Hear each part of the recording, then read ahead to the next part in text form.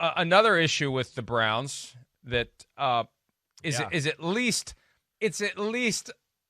entertaining, although it's still dangerous because you could get somebody killed when you're drag racing. Right.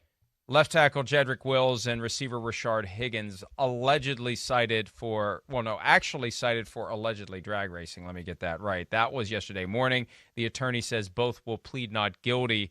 It sounds like in the city of Westlake, Ohio, either the penalty for drag racing is minimal or the Browns got a break because they're Browns players, and that does happen in communities throughout the country who want to support the local football team. It was like a $154 fine, which prompted me to say, I'm going to move to Westlake and I'm going to drag race. That's the price of admission. Right. That's nothing. I'm happy to do that. So there's more to the story, and the attorney again said both will plead not guilty, and Wills tweeted that they are blowing it way out of proportion.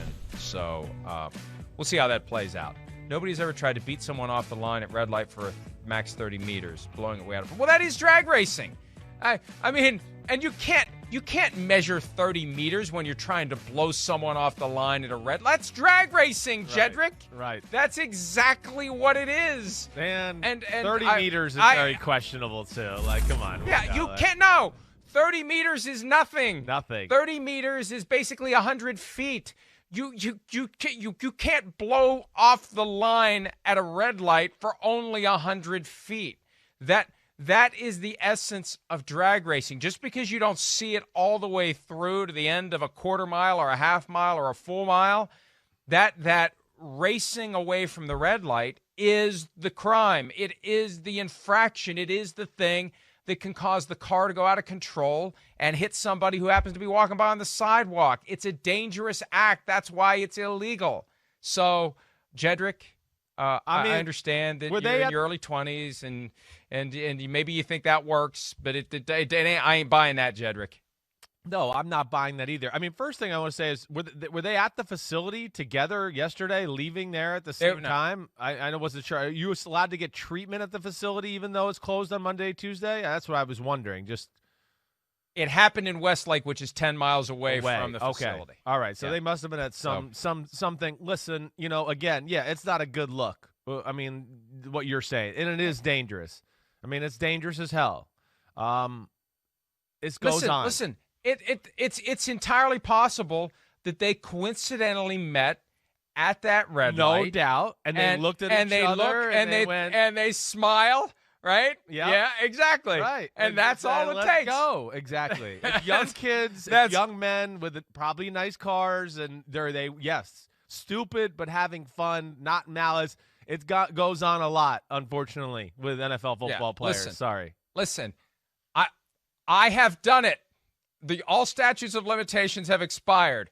I have done it. I am willing to admit it. It was a long time ago, and the car was far from nice, but I have done it. Sure. It's stupid. It's reckless, and if you get caught, you deal with the consequences, and you don't downplay it by saying it was only 30 meters blowing off the line at a red light. No, that's drag racing, Jedrick, and just write the check. You guys got the money. Based on the report from Jake Trotter of ESPN.com, they got slapped on the wrist. Just write the check and move on. I don't think the league office is going to swoop in with a personal conduct policy violation over a drag racing citation. Please not. And what car were you driving when you were drag racing? I just would like a little mental image here so we can hear that.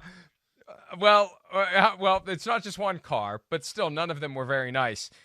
The original car was a hand-me-down Volkswagen Beetle circa 1973. Ooh, what color? When I inherited it, it was yellow. But I at least persuaded my parents to pay for it to be painted silver, which there's not much you can do to make a Volkswagen Beetle look good, but silver was a hell of a lot better than yellow. For a teenager. I would say so. Okay. Yeah, punch buggy yellow. I'd love to punch you in the arm every time you drive by. That'd be great. I'd love that. Then the next one was the Ford Fairmont, which had anything but a 350 fuel injected dual cam engine under the hood. But hey, you still put the pedal to the metal sometimes. When you put the pedal to the metal, it still goes. That's right. So, and it's not like somebody had a vet next to me on those occasions where you happen to look across and see someone you know or someone you don't know, just depending upon if the mood strikes you.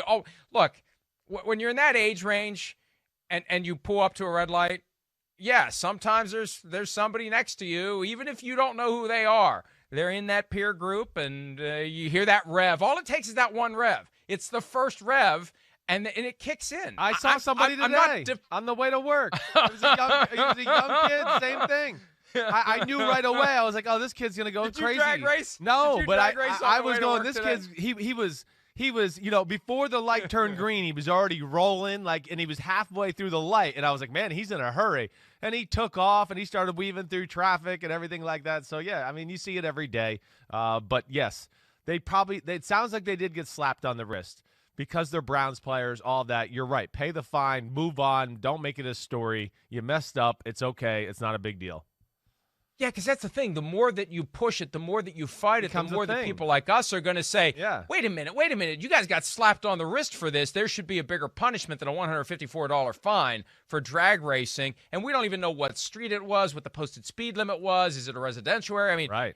I have different feelings about whether or not I'm going to wag a finger at somebody based upon where this kind of stuff happens. Again, I'm not defending it or condoning it, but I'm a lot more upset about it if it's in some quiet neighborhood and you got kids going to the school bus in the morning and that kind of thing. So right. That's a factor as well. But again, the more that they push back, the more that people are going to want to venture down the rabbit hole and see what's there. I think they're better off just writing the check, shutting up, and moving on and getting ready for the Steelers game on Sunday night. Hi, I'm Mike Tirico, and thanks for watching. Make sure to hit subscribe for the latest news and highlights from NBC Sports.